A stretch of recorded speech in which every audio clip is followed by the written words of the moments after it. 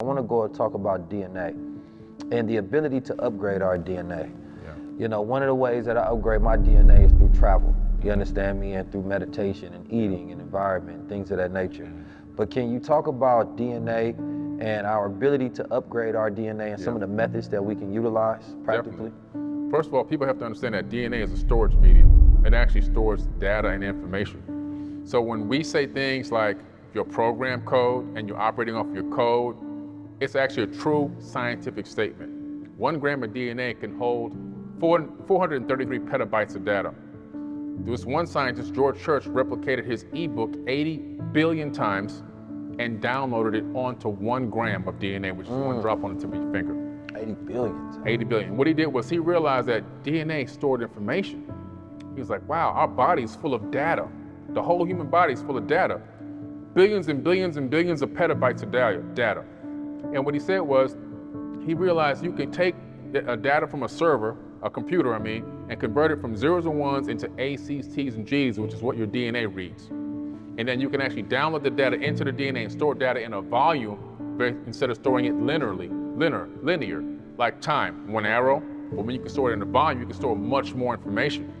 So then he replicated it 80 billion times, and then he transferred from DNA, from A's, C's, T's, and G's back into zeros and ones and uploaded it back into a computer. So he recognized that DNA is also a server. He's like, man, this is incredible. So we have this ability in us to move data and information. Now, because of something called epigenetic memories, we know that 15 to 20 generations before us, that programming code was downloaded into our body. So you're born with this hard-coded information already in your body. Most of it is only, though, this is the sad part, is only trauma that came from previous generations. All the slave beatings and whoopings and the separation of loved ones and the buck fighting, all that stuff, it's in your body. That's why when black people start feeling like, I'm depressed, I got PTSD, but they don't know why. I'm feeling, I'm feeling down or ill or angry or whatever. A lot of it it's the epigenetics. So to overcome this, what scientists realize, you can actually start to re-encode that DNA by doing simple things. Simple. One thing is, write down 10 positive affirmations about yourself, and then speak those out loud 3 times a day, out loud, for 21 days, and your DNA begins to change and rewrite itself.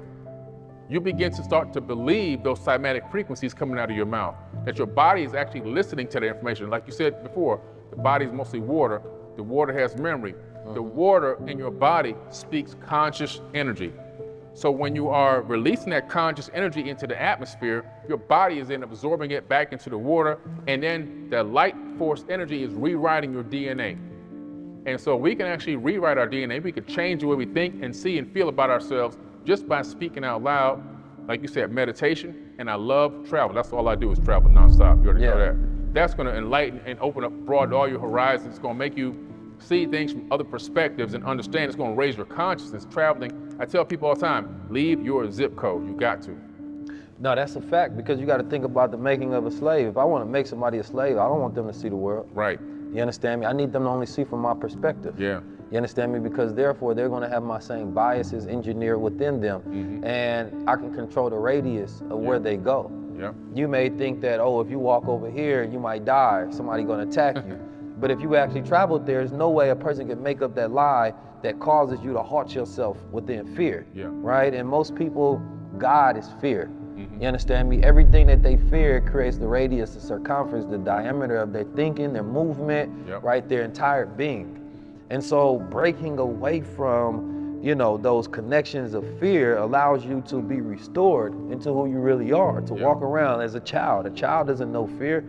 A child is programmed into fear. A child is programmed into civilization. You understand me? Coming under jurisdiction and code to operate in a manner of behavior that allows them to, be so-calledly free within a world of this social contract that we have.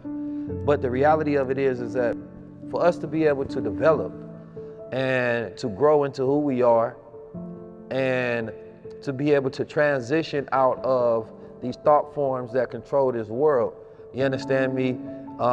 And to break these cabals of power, it has to start with this realization that becomes a field.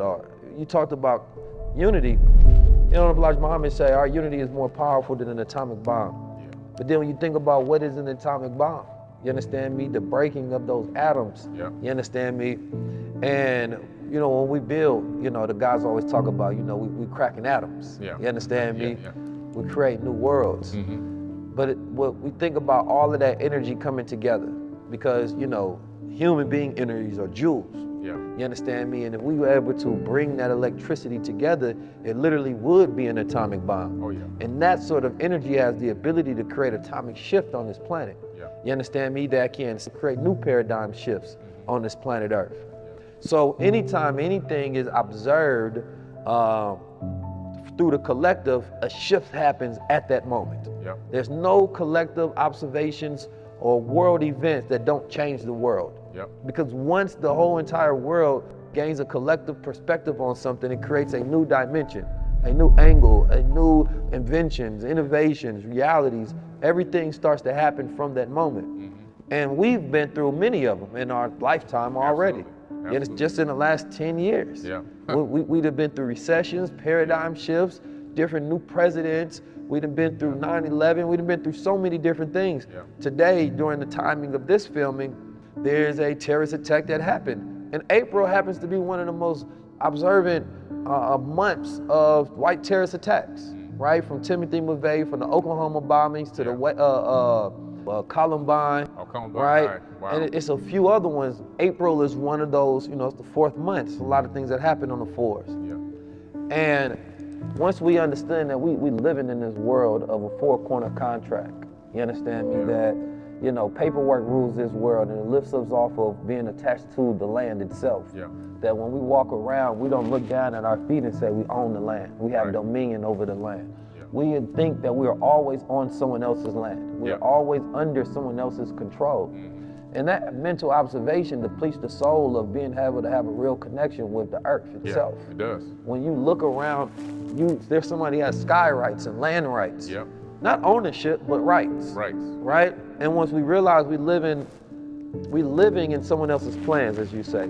Whether you believe it's the Anunnaki, whether you believe it's the 1%, whether you believe it's these families of control, you have to know that we're living in somebody else's time system, and it works very well. Oh, very well. Very well. They mastered this sucker. Way too well, matter of fact. You know, and we are controlled by invisible forces. Yeah. And if you don't think you do, you stop at that stop sign. You stop when there's a street light. You understand me? And you don't cross that line because something may happen to you. An invisible force, no police around, no people, but you still listen. Yeah. You understand me? That is, I mean, you talking about some people, it may not be cars for miles, and they will still follow that system, right? I want you to touch on the ideas of systems. You know, because institutions is what I focus on, like the reality of we building institutions are only things that can dominate existing systems. Right. But what is the energy form of a system to where it actually has real power and control over human forms? Yeah. Well, the way that they built all these institutionalized systems that we have that are controlling mankind, they're all predicated on fear.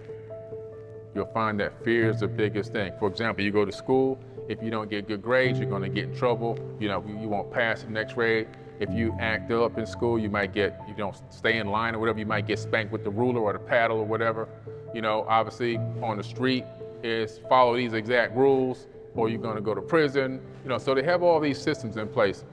And these systems that they put in place, when they have these little fear factors built into them, even religion has a lot of fear factors put into it. Absolutely. People fall in line because why? Fear, the body pays attention to fear first. The mind is always, okay, there's fear. I gotta stop this fear. I gotta do whatever it takes to not allow this, whatever this fear is, to happen. I don't want it to happen to me.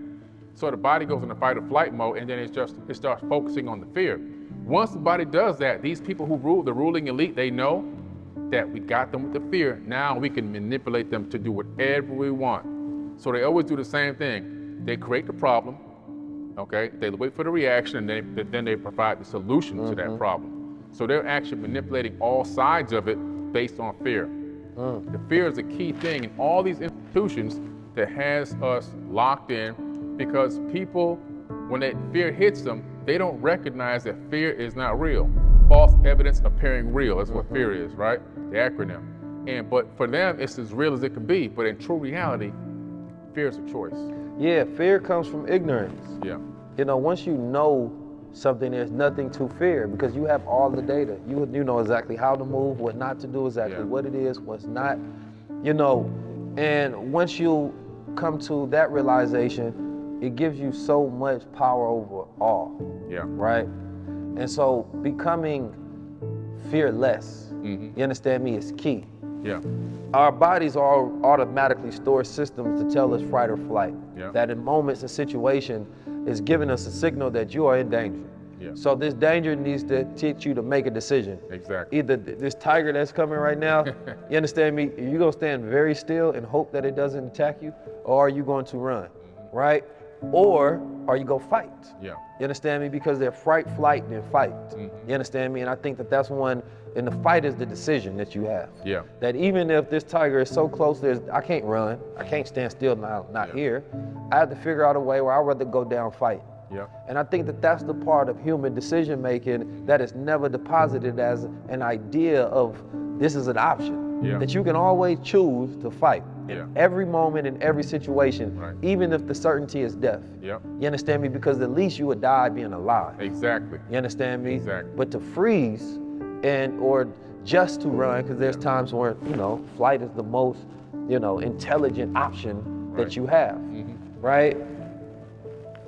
But fighting, there's something so powerful and majestic about that, because that's the human spirit colliding with whatever force that is in front of it. Yeah. When you see two boxers fight, those are spirits going at it. Right. And whoever has the most will win. You understand me? Not even sometimes we have the most skill or better technique. Sometimes it's all about who got that greater spirit. Because the fight is often won before you get into the ring. That's right. There's one spirit that's already decided, whether it's deep into their consciousness, subconscious, where they don't even know it yet. They've already decided that they're the loser. You understand me?